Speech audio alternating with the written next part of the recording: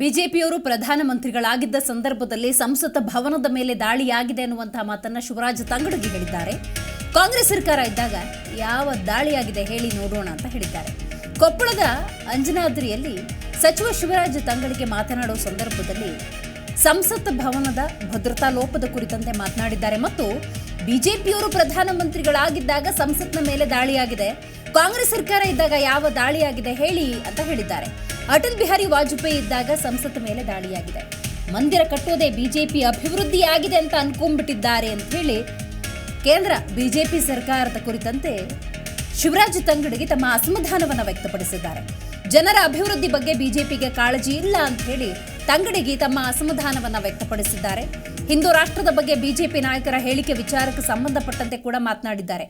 200 ವರ್ಷ ಆಳಿದ ಬ್ರಿಟಿಷ್ಗೆ ಕ್ರಿಶ್ಚಿಯನ್ ರಾಷ್ಟ್ರ ಮಾಡೋದಕ್ಕಾಗಲಿಲ್ಲ, 600 ವರ್ಷ ಆಳಿದ ಮುಸ್ಲಿಮರಿಗೆ ಮುಸ್ಲಿಂ ರಾಷ್ಟ್ರ ಮಾಡೋದಕ್ಕಾಗಲಿಲ್ಲ, ನಿನ್ನೆ ಬಂದ ಬಿಜೆಪಿಯವರಿಗೆ ಹಿಂದೂ ರಾಷ್ಟ್ರ ಮಾಡೋದಕ್ಕಾಗತ್ತಾ ಅಂತೇಳಿ ತಂಗಡಗಿಯಲ್ಲಿ ಒಂದು ರೀತಿ ಸವಾಲು ಹಾಕಿದ್ದಾರೆ. ಬಿಜೆಪಿ ವಿರುದ್ಧ ಹಿಗ್ಗಾಮುಗ್ಗಾ ವಾಗ್ದಾಳಿ ನಡೆಸಿದ್ದಾರೆ ಶಿವರಾಜ್ ತಂಗಡಗಿ. ಇಂಥ ಯೋಜನೆ ಬಿಜೆಪಿಯವರಿಗೆ ತಾಕತ್ತಿದ್ರು ಒಂದು ಯೋಜನೆ ಹೇಳಿ ಸರ್, ನೀವೆಲ್ಲ ಮಾಡಿದ್ರಿ 2000 ನಾನು ಹೇಳ್ತಾ ಇರ್ತೀನಿ ಪುಲ್ವಾಮಾ ದಾಳಿ. ನಾನು ಹೇಳ್ತಾ ಇರೋದು ಸಂಸತ್ ಮೇಲೆ ದಾಳಿ ಆಗಿದ್ದು ಯಾವಾಗಿಂದ್ರ ಯಾವ ಕಾಂಗ್ರೆಸ್ ಅಧಿಕಾರದಾಗ ಸಂಸತ್ ಮೇಲೆ ದಾಳಿ ಆಗೈತೆ ಹೇಳಿ? ಅಟಲ್ ಬಿಹಾರಿ ವಾಜಪೇಯಿ ಇದ್ದಂತೆ ದಾಳಿ ಆಯ್ತು, ಮೋದಿಯವರು ಈ ದೇಶದ ಪ್ರಧಾನಮಂತ್ರಿ ಇದ್ದಂತೆ ದಾಳಿ ಆಯ್ತು.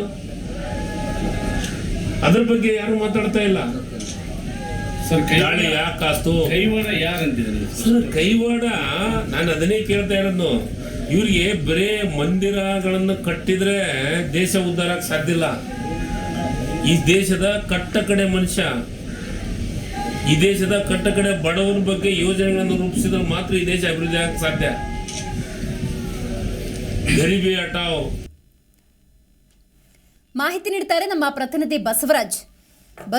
ಶಿವರಾಜ್ ತಂಗಡಗಿ ಅವರು ಬಿಜೆಪಿ ಸರ್ಕಾರದ ಕುರಿತಂತೆ ತೀವ್ರ ರೀತಿಯಲ್ಲಿ ವಾಗ್ದಾಳಿಯನ್ನು ನಡೆಸಿದ್ದಾರೆ. ಯಾವ ಸಂದರ್ಭದಲ್ಲಿ ಮಾತನಾಡಿದ್ರು ಮತ್ತು ಅವರ ಹೇಳಿಕೆಯ ಪ್ರಮುಖ ಅಂಶಗಳೇನು ಬಸವರಾಜ್? ಹೌದು ಮನಮಲ್ಲ, ಏನಂತಂದ್ರೆ ಇವತ್ತು ಕೊಪ್ಪಳದ ಒಂದು ಗಂಗಾವತಿಯಲ್ಲಿ ಇವರು ಒಂದು ಹೇಳಿಕೆಯನ್ನು ಕೊಟ್ಟಿರ್ತಕ್ಕಂಥದ್ದು. ಇವತ್ತೇನ 23 ಮತ್ತು 24ನೇ ತಾರೀಕಿನಂದು ಅಂಜನಾದ್ರಿಯಲ್ಲಿ ಒಂದು ಹನುಮ ಮಾಲಾಧಾರಿಗಳ ಒಂದು ವಿಸರ್ಜನಾ ಕಾರ್ಯಕ್ರಮ ಏನಿದೆ, ಆ ಒಂದು ನಿಮಿತ್ತವಾಗಿ ಇವತ್ತು ಆ ಒಂದು ಅಂಜನಾದ್ರಿಗೆ ಭೇಟಿ ಕೊಡುವಂತಹ ಸಂದರ್ಭದಲ್ಲಿ ಇವತ್ತೇನು ಸಾರಿಗೆ ಸಚಿವರು ಮತ್ತು ಮುಜರಾಯಿ ಇಲಾಖೆ ಸಚಿವರಾಗಿರ್ತಕ್ಕಂಥ ರಾಮಲಿಂಗರ ಗಿಡ್ಡು ಕೂಡ ಇವತ್ತು ಅಲ್ಲಿ ಆಗಮಿಸ್ತಾರೆ. ಆ ಒಂದು ಹಿನ್ನೆಲೆಯಲ್ಲಿ ಬಂದಿರತಕ್ಕಂತಹ ಶಿವರಾಜ್ ತಂಗಡಗಿ ಅವರು ಜಿಲ್ಲಾ ಉಸ್ತುವಾರಿ ಮಂತ್ರಿ ಸಹ ಆಗಿರೋದ್ರಿಂದಾಗಿ ಇವತ್ತು ಆ ಒಂದು ಸ್ಥಳಕ್ಕೆ ಭೇಟಿ ಕೊಡೋದಕ್ಕೋಸ್ಕರ ಗಂಗಾವತಿಗೆ ಬಂದಿರ್ತಾರೆ. ಆ ಒಂದು ಸಂದರ್ಭದಲ್ಲಿ ಪತ್ರಕರ್ತರ ಜೊತೆ ಮಾತನಾಡುವಂತಹ ಒಂದು ಸಂದರ್ಭದಲ್ಲಿ ಏನು ಇವತ್ತು ಬಿಜೆಪಿ ವಿರುದ್ಧ ಹರಿಯುವಂತ ಒಂದು ಕೆಲಸವನ್ನ ಮಾಡ್ತಾರೆ.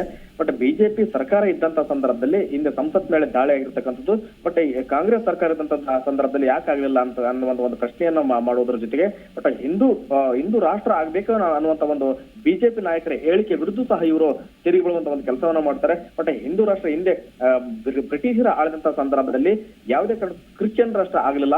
ಬಟ್ ಮುಸ್ಲಿಮರು ಆಳಿದಂತಹ ಸಂದರ್ಭ ಸುಮಾರು 600-700 ವರ್ಷಗಳ ಕಾಲ ಮುಸ್ಲಿಮರು ಸಹ ಈ ಒಂದು ದೇಶವನ್ನ ಆಳಿದ್ರು. ಅಂತ ಸಂದರ್ಭದಲ್ಲಿ ಕೂಡ ಇದನ್ನ ಇಲ್ಲಿ ಮುಸ್ಲಿಂ ರಾಷ್ಟ್ರ ಮಾಡೋದಕ್ಕೆ ಆಗಲಿಲ್ಲ. ಬಟ್ ಇವರು ನಿನ್ನೆ ಮೊನ್ನೆ ಬಂದಿರತಕ್ಕಂತಹ ಬಿಜೆಪಿ ಅವರು ಹಿಂದೂ ರಾಷ್ಟ್ರ ಮಾಡ್ತಿದ್ದಾರೆ ಅಂದ್ರಪ್ಪ ಅಂದ್ರೆ ಇದು ಆಗೋದಿಲ್ಲ ಅನ್ನುವಂತ ಒಂದು ಮಾತನ್ನು ಸಹ ಇವತ್ತು ಶಿವರಾಜ್ ತಂಗಡಿಗಳಿರ್ತಕ್ಕಂಥದ್ದು.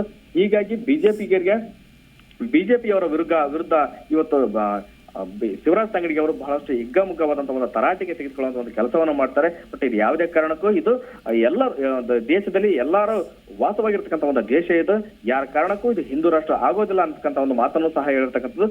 ಜೊತೆಗೆ ಸನಾತನ ಧರ್ಮವನ್ನ ಏನು ನಾಶ ಮಾಡ್ತೀವಿ ಅಂತಕ್ಕಂಥ ಒಂದು ಹೇಳಿರ್ತಕ್ಕಂಥ ಒಂದು ಯಾವುದು ತಮಿಳುನಾಡಿನ ಸಿಎಂ ವಿರುದ್ಧವಾಗಿ ಸಹ ಇವರು ಹರಿಯುವಂತ ಒಂದು ಕೆಲಸವನ್ನು ಸಹ ಮಾಡ್ತಾರೆ. ಜೊತೆಗೆ ಬಟ್ ಏನೋ ಗಂಧಗಾಳಿ ಗೊತ್ತಿಲ್ಲದರು ಯಾರೋ ಈ ರೀತಿಯ ಹೇಳಿಕೆಯನ್ನು ಕೊಟ್ಟಿರ್ತಾರೆ. ಬಟ್ ಆದ್ರಪ್ಪ ಅಂದ್ರೆ ಇಲ್ಲಿ ಹಿಂದೂ ರಾಷ್ಟ್ರ ಮಾಡೋದಕ್ಕೆ ಮಾತ್ರ ಯಾರು ಆಗೋದಿಲ್ಲ ಅಂತ ಅನ್ನುವಂತ ಒಂದು ಮಾತನ್ನು ಸಹ ಶಿವರಾಜ್ ತಂಗಡಗಿ ಹೇಳಿರ್ತಕ್ಕಂಥದ್ದು. ಮೊದಲ ಥ್ಯಾಂಕ್ ಯು ನಿಮ್ಮೆಲ್ಲ ಮಾಹಿತಿಗಾಗಿ ಬಸವರಾಜ್.